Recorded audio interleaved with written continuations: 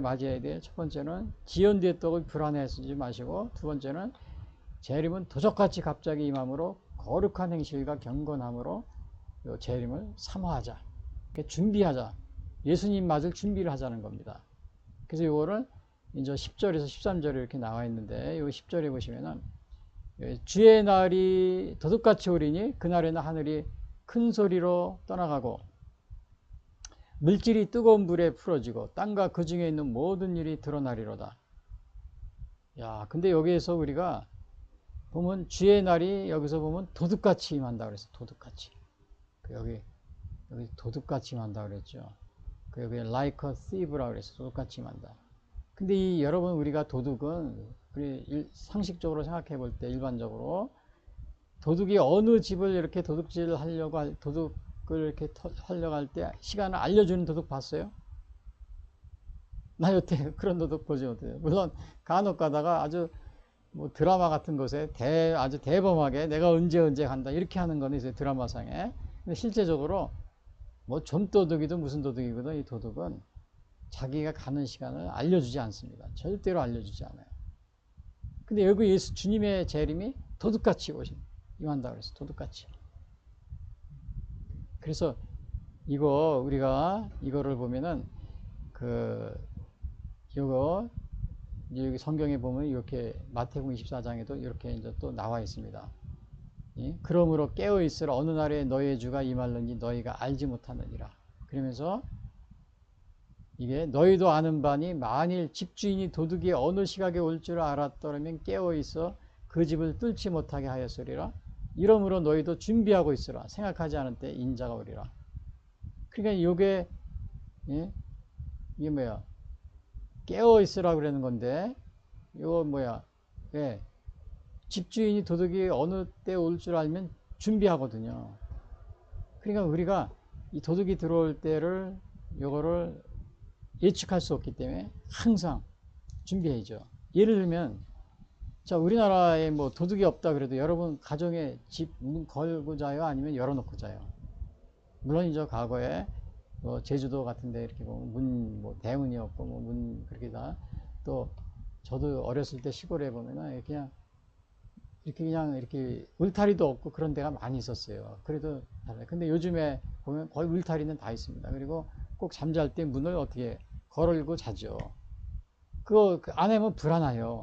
도둑이 없다 그래도 만약에 자기 방문을 열어놓고 자면 불안합니다. 누가 어떻게. 그러니까 항상 걸어놓는 거죠. 이건 뭐냐면 대비를 하는 겁니다. 대비. 이거는 도둑뿐만이 아니에요. 우리 특별히 그 전쟁 같은 경우도 이 기습 공격이라는 게 있잖아요. 이 기습 공격이라는 것은 그냥 아무 때나 갑자기 합니다. 우리나라 6.25 전쟁도 마찬가지 그랬잖아요. 일본이 진주만 공격도 그렇고요. 갑자기. 그래서 각 나라에서는 뭐예요? 그 전쟁을 대비를 해야 되는 거예요. 항상 언제 올지 모르니까. 특별히 그 이웃 나라가 적대적인 나라라면 더 그래야 되죠. 적대적이 아니다. 같은 체제를 가지고 있고 서로 화목한 관계다. 그러면 그 침입 들어올 거는 좀 적겠지만요. 그래도 조심해야 돼요. 그렇죠? 각 나라가 준비를 하고 있어야 돼요. 그래서 우리나라도 마찬가지. 우리나라는 아주 이 자유민주주의, 공산주의 아주 최전선에 있잖아요. 그래서 우리나라도 저 북쪽에서 언제 어떤 일이 날지 항상 대비를 하고 준비를 해야 돼요. 그냥 우리도 같이 평화 그러면서 다 손 놓고 있다가 그냥 그렇게 하고 있다가 언제 당할지 모르는 겁니다. 6.25 때 그랬잖아요. 여러분들 각 가정도 도둑이 없다 그래도 문을 꼭 걸어놓고 잠 거잖아요. 그래야 잠이 오죠. 열어놓고는 잠이 안 오죠. 우리나라도 마찬가지예요. 특별히 우리는 이 적대적인 또 체제가 다른 국가사회에 살고 있기 때문에 여기에서 방심하다가는 큰일 납니다. 근데 요즘에 이 정치인들 보면은 뭐 평화 그리고 뭐 정전협전 그래가지고 다 이거를 무장해제하려고 그러는데, 전쟁은 나쁜 것이고 물론 전쟁이 좋은 건 아니죠. 그러나 전쟁을 준비해서 평화를 지키는 거, 이거는 중요한 겁니다. 우리 예수님 말씀도 그러잖아요. 깨어 있어 준비하라고 그러잖아요. 깨어 있어. 성경에 그대로 여기 나와 있잖아요. 그래서 여기 보면은 요 그림이 이게 무슨 그림이냐, 이거 확대해 보시면 요거는 이제 슬기로운 다섯 처녀와 미련한 다섯 처녀 그 얘기입니다. 예수님이 하신 말씀인데 이제 그 재림에 관한 얘기를 예수님이 비유를 들면서 그 신랑이 당시 유대 나라에는 이렇게 신랑이 오면은 신부들이 이렇게 기다리고 신랑이 오면 가서 맞이했다 그럽니다. 그런데 그 꼭 등불을 가지고요. 근데 미련한 다섯 처녀는 기름을 준비하지 않은 거예요. 등은 있는데. 그래서 슬기로운 다섯 처녀는 이렇게 등과 기름을 가지고 있고요. 그 신랑을 맞으러 한 거죠. 근데 미련한 다섯 처녀는 기름이 없으니까 신랑을 못 맞았죠. 그래서 나중에 사러 갔어요. 여기 기름을 꽂아달라고 그랬는데 그러면 우리까지 다 이게 못하니까 가서 사가지고 와라 그랬는데 5명이 가서 사갖고 왔는데 나중에 문이 닫혔어요. 그때는 이미 문을 열어달라고 그래도 이제 늦었다고 그래서 안 열어주고 이제 그렇게 됐던 거죠. 그래서 우리가 이렇게 항상 깨어서 준비하고 있어야 돼요. 그래서 데살로니가전서 5장 2절에 보면 주의 날이 밤에 도둑같이 이룰 줄을 너의 자신이 자세히 알기 때문이라. 그래서 깨어 있으라 그랬어요. 데살로니가 5장 2절에서. 근데 오늘 제가 이제 예를 들면 예화를 하나 들면요. 우리는 좀 매일매일 우리가 살아갈 때, 이제 오늘이 마지막에 이런 마음을 가지고 살라고 이제 대부분의 사람들이 얘기를 합니다. 최선을 다해서. 왜냐? 우리는 이제 내일을 모르기 때문에 이제 그렇게 평소에 우리가 그렇게 얘기를 하는데, 이제 그 과거에 어느 왕이 있었다 그럽니다. 근데 왕이 있었는데, 그 신하가 이렇게 편지를 주면은 그걸 읽지를 않고 자꾸 쌓아뒀대요. 쌓아뒀는데, 그 어느 날 이 왕은 정말 자기가 이렇게 암살을 당해서 죽었어요. 그래서 그 죽은 다음에 그 신하들이 보내온 편지들을 이렇게 이제 다 검토를 하고 있었는데 보니까 거기에 왕이 암살을 당할 건 조심하십시오. 이런 편지도 그 안에 있었답니다. 근데 왕이 그거를 무시하고 그냥 이렇게 안심하고 있다가 그냥 이렇게 방비를 안 하고 있다가 그만 이렇게 암살을 당한 거죠. 만약에 이 왕이 깨어 있어 가지고 그런 걸 다 일일이 자기가 이렇게 조심하고 또 이상한 일이 있을 때 그걸 확인하고 그랬으면 아마 이렇게 암살을 당하지 않았을 겁니다. 나중에 그 편지가 거기에 왕이시여 조심하시오 암살에 지금 음모가 있습니다. 그런 편지를 거기가 발견하고서 이거를 미리 좀 깨어 있었으면 이런 일을 당하지 않았을 텐데 이런 얘기를 했다고 그럽니다. 그래서 이제 그런 얘기도 있고요. 그래서 이렇게 슬기로운 다섯 처녀처럼 이렇게 준비하고 깨어 있어야 된다. 그리고 이제 여기 보면 그날에는 하늘이 큰 소리로 떠나가고 물질이 뜨거운 불에 풀어지고. 근데 우리가 이게 여기 제가 오른쪽에 보면 노아 홍수에 대한 거를 여기 해놨는데 이 노아 홍수 때는 세상이 사실은 심판을 받았잖아요. 근데 이렇게 노아 홍수 때는 물로다가 심판한 겁니다. 여기서 보면 근데 하나님이 노아 홍수 때 다시는 물러서 심판하지 않겠다고 이렇게 하나님이 약속을 해주셨어요. 여기 이제 노아 홍수 때 물러 심판하는 그런 모습인데 여기 창세기 9장 11절에 보면은 이제 노아 홍수 후에 하나님이 그러십니다. 내가 너희와 언약을 세우려니 다시는 모든 생물을 홍수로 멸하지 아니할 것이라. 땅을 멸할 홍수가 다시는 있지 아니하리라. 그러니까 하나님이 홍수로 다시 멸하지 않는다 그랬어요. 그러면 이 재림 때 하나님이 홍수로 멸하는 건 이렇게 홍수로 멸하지 않으실 거고요. 근데 재림 때는 어떻게 하냐. 하늘이 큰 소리로 떠나가고 물질이 뜨거운 불에 떨어진다. 그냥 불러서 심판한다 그랬어요. 불러. 이거 불러서 심판한다는 것은 베드로후서 여기 3장 요 앞에 바로 나옵니다. 6절 보면은 이로 말미암아 그때 세상은 물이 넘침으로 멸망하였으되 아까 이거 노아의 홍수 그 얘기한 거죠. 이제 하늘과 땅은 그 동일한 말씀으로 불사르기 위하여 보호하신 바 되어 불심판으로 이제 하신다는 거예요. 불심판. 경건하지 아니한 사람들의 심판과 멸망의 날까지 보존하여 두신 것이라. 그러니까 물심판은 다시 안 하십니다. 이번에는 불심판을 하신다는데 그러니까 여기 요 불심판하는 거 이게 좀 불심판하는 모습입니다. 아마 상상해서 그려놓은 건데 불심판한 다음에 아마 이런 식으로 되지 않을까. 왜냐 더 이상 이렇게 물로다가 하나님이 약속했잖아요. 물로 다시 홍수로 멸하지 아니할 것이다. 근데 이제는 마지막 때는 어떻게 불러서 심판한다 그랬어요. 그럼 불이면 이런 게 될 것이 아닌가? 이렇게 이제 우리가 추측을 또 해볼 수 있습니다. 물러서 이렇게 심판하셨는데 불러서 이렇게 하신다고 그랬는데 그러면 이렇게 우리가 될 것이라고 이렇게 생각할 수 있는 거죠. 이거는 이제 상상해서 이렇게 이제 그림을 이렇게 그려놓은 겁니다. 그런데 여기 보시면은 땅과 그 중에 있는 모든 일이 드러나게. 그러니까 심판할 때는 이제 사람들이 이렇게 심판을 받게 되잖아요. 모든 게 다 드러난대요. 그래서 히브리서 4장 13절에 보면은 이런 말이 있어요. 히브리서 4장 13절에 지으신 것이 하나도 그 앞에 나타나지 않음이 없고, 그 다음에 우리의 결산을 받으실 이의 눈앞에 만물이 벌거벗은 것 같이 드러나지 않을 것이 없다. 그러니까 다 이렇게 드러난다는 거예요. 우리의 모든 것이. 그리고 이제 요한계시록에도 보면은 마지막 심판 때 이렇게 써 있습니다.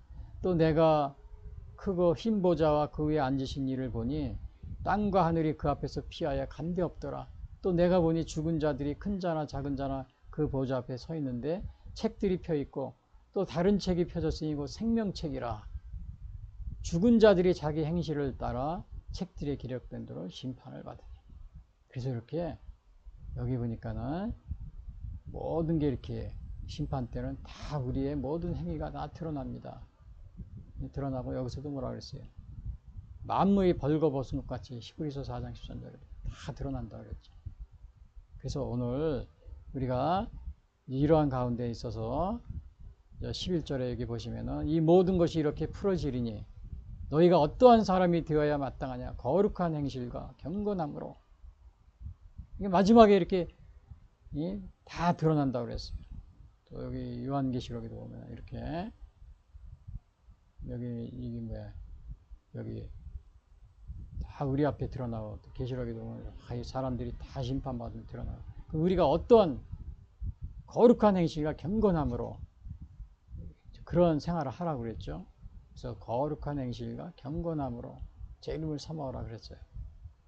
거룩한 행실과 경건함으로 모든 것이 다 이렇게 풀어진다고 그랬어요. 파괴되고 녹아서 없어진다. 우리가 어떠한 사람이 되어야 합니까? 거룩한 행실과 경건함으로 그러한 생활을 여기서 하라고 그래요. 그리고 이제 여기 12절에 또 보면은 하나님의 날이 임하기를 바라고 간절히 사모하라.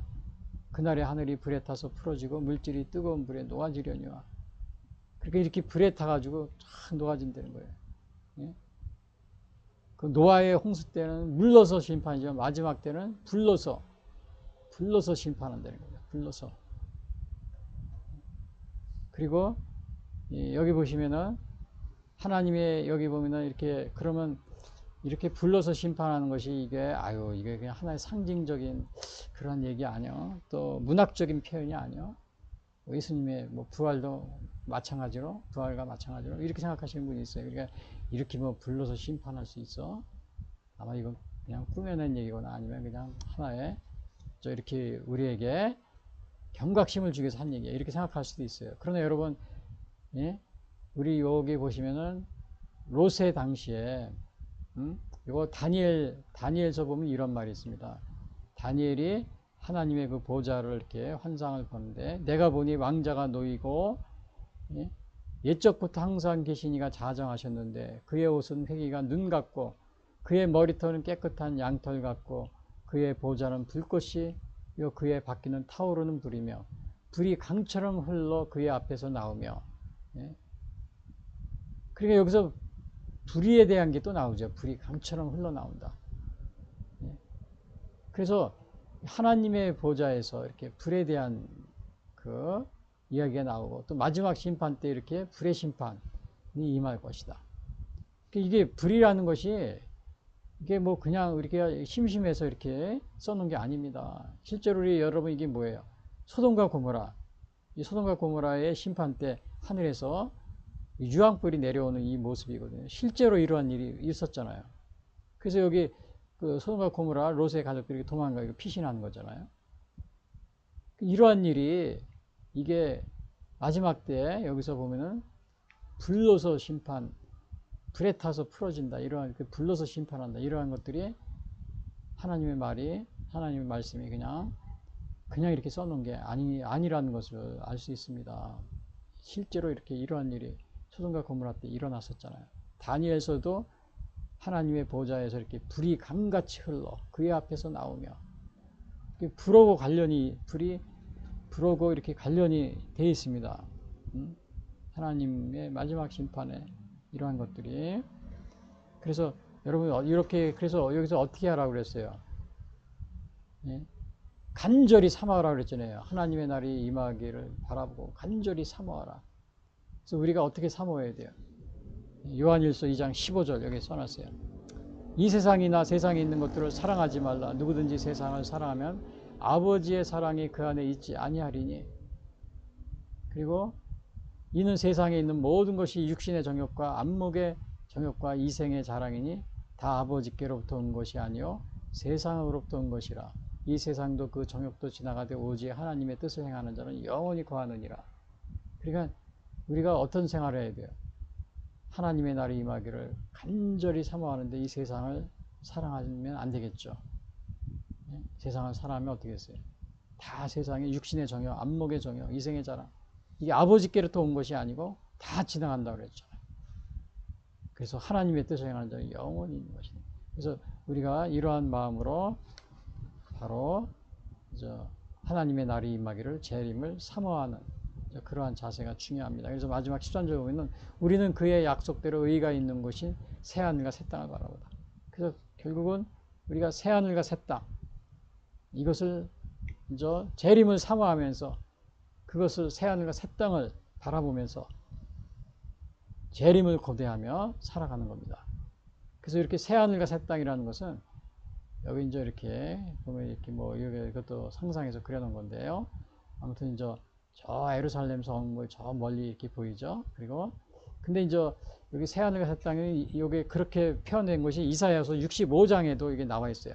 보라 내가 새하늘과 새 땅을 창조하나니 이전 것은 기억되거나 마음에 생각나지 아니할 것이라. 그래서 계시록 21장 1절. 또 내가 새하늘과 새 땅을 보니 처음 하늘과 처음 땅이 없어졌고 바다도 있잖아요. 그러니까 마지막 때에 이렇게 새하늘과 새 땅. 그래서 여기서도 뭐라 그랬어요? 우리는 그의 약속대로 의가 있는 것인 새하늘과 새 땅을 바라본다. 예수님도 그랬습니다. 마태복음 19장 28절에서 여기 보니까 예수께서 이르시되 내가 진실로 너에게 이르노니 세상이 새롭게 되어 인자가 자기 영광의 보좌에 앉을 때 나를 따르는 너희도 12보좌에 앉아 이스라엘 12지파를 심판하리라. 그러니까 세상이 새롭게 되어 영광의 보좌에 앉을 때 여기서도 세상이 새롭게 된다 그랬죠. 그래서 새 하늘과 새 땅을 어떻게 한다 그랬어요? 여기서 우리가 약속대로 의가 있는 곳인 새 하늘과 새 땅을 바라본다 이렇게 했어요.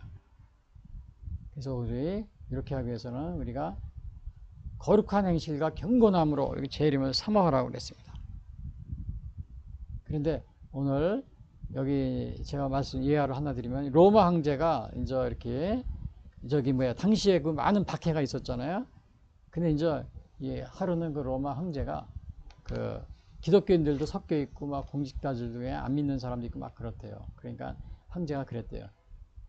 여러분들 중에서 그리스도를 버리는 사람은 공직에 남아 있고 그리스도를 안 믿겠다고 하는 사람은 안 믿겠다고 하는 사람은 공직에 남아 있고 그리스도를 믿겠다고 그래서 공직을 버리고 다 나가십시오. 그랬대요. 다 나가라고 그 황제가. 그러니까 거기에 정말 그 예수님을 부인하고 안 믿는 사람들이 다 나와서 공직을 이렇게 하겠다고 남아 있었는데, 그리고 진짜 예수님 믿겠다는 다 쫓겨난 거죠. 근데 나중에 황제가 그러기를 다시 와서 그러는 겁니다. 여러분들이 여기 지금 공직에 남아 있는데 예수님을 부인하고 이렇게 안 믿겠다고 그러고서 이렇게 남아 있는데 내가 보니까 나하고 같이 일을 해도 또 나를 부인할 사람이라고. 그러면서 거기에 남아있던 안 믿겠다고 그러면서 공직에 남아있던 사람을 오히려 다 내쫓고 다시 쫓겨난 사람, 예수님을 믿으면 쫓겨난다고 하는 사람들을 다시 불러다가 썼다고 그럽니다. 그래서 그러한 그 얘기인데, 아무튼 우리가 이렇게 많은 박해와 고난, 어려움이 있더라도 어떻게 해야 돼요? 우리가 신앙을 거룩한 행실과 경건함으로 재림을 사모하며 이렇게 생활을 해야 되는 겁니다.